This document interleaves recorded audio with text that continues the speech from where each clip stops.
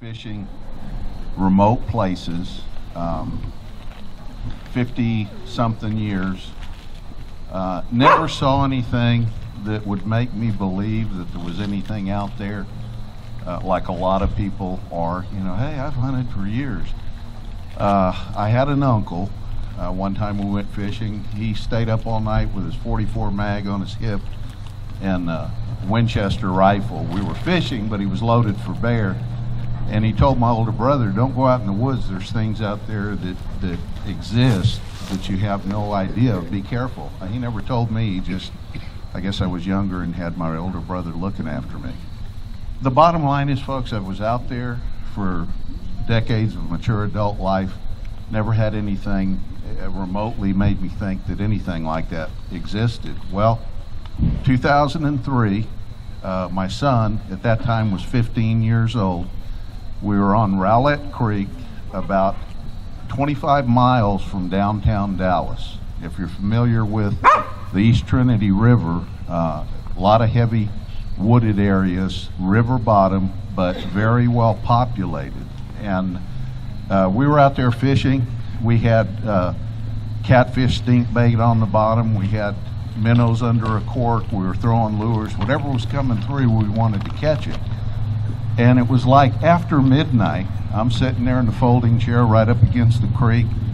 Creek's about 60 feet wide. Had a little side slough running perpendicular into the creek, and we were kind of sitting there on that apex, that point. So there was water on two sides, an open parking area, and then a low water bridge to our south.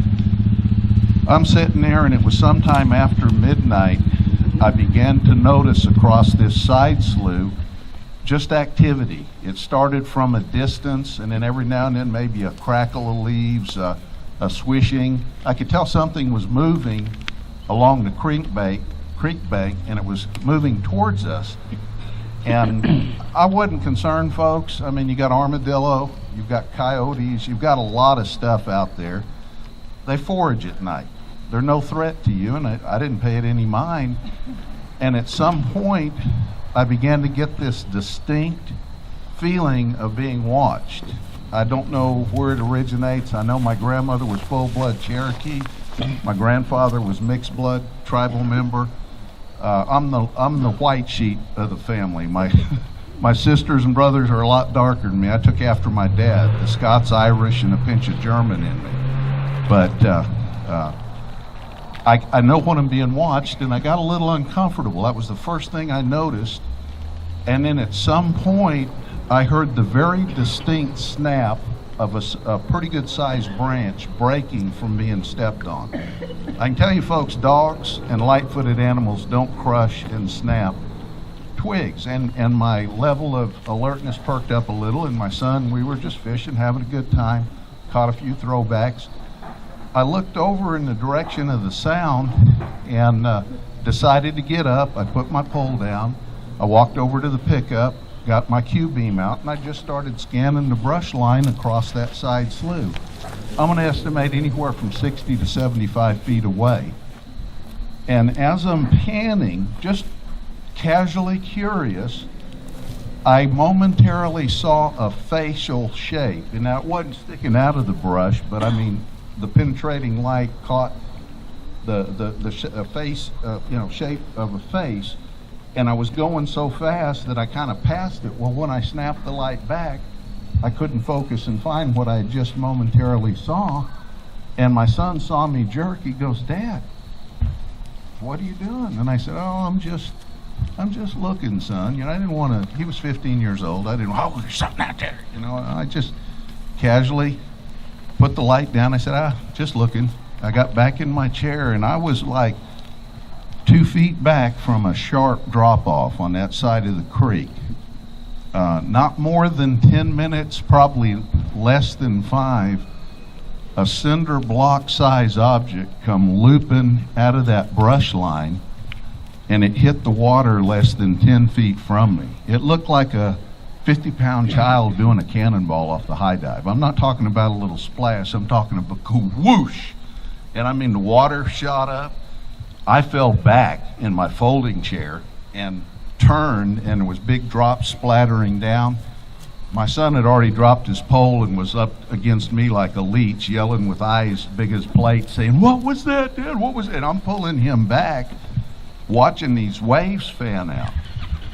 I knew immediately, folks, if something that big would have hit either one of us, it could have busted us up, seriously injured us, or killed us. I mean, it scared me, and I backed up, and I'm trying to digest what just happened, and then anger set in that somebody was jacking with us, messing with us, and I don't like big objects coming that close, so I raced over, feeling threatened, pulled my 357 out of the truck, and I yelled over into that brush line. I said, "Look, I don't know who you are, but if you throw something big like that again, I may just fire back."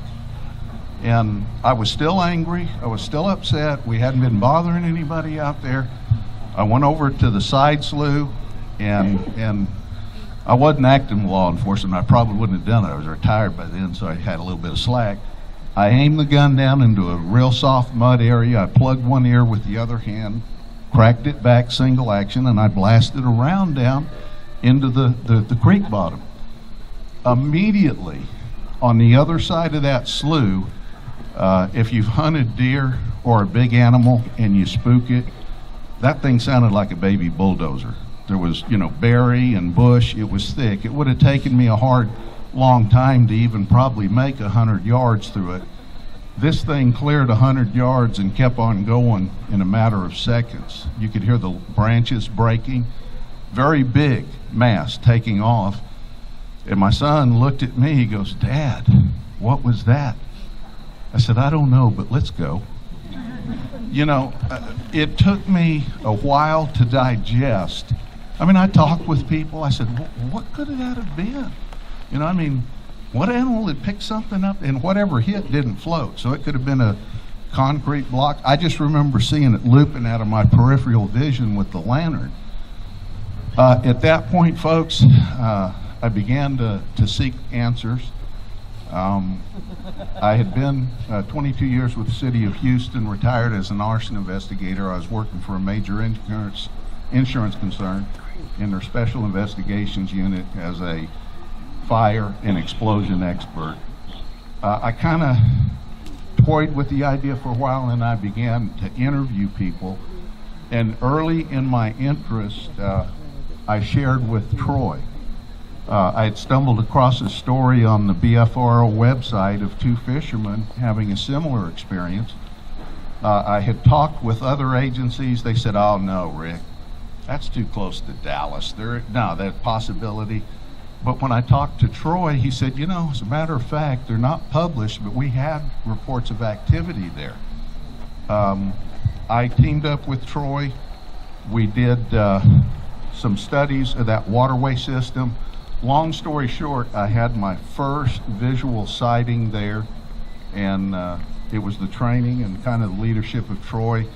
It taught me a whole lot of stuff, and during the last several years, I've photographed, I've obtained videos. Now, don't get me wrong, folks, they're not going to come out and pose for a family picture, okay? Or come out and tap dance out of the brush. They're very elusive, but if you know what to look for and where, you can. I couldn't guarantee you, we could go out and find it, but I've learned a lot from Troy. He's very knowledgeable, and I'm not going to make this a commercial, but I'm selling tapes and pictures. I'll be under the tent roof there tomorrow, and there's a whole lot else I could tell. I just want to tell you how I got interested. It wasn't something I was looking for. Something came along, and I do understand that there are people here that have had experiences and are kind of looking for answers. They don't want to be called a nut or a wacko, although there's a lot that follow the Bigfoot. I'm going to be honest with you, there's crazy people follow this. But there are some very honest, sincere people just looking for answers.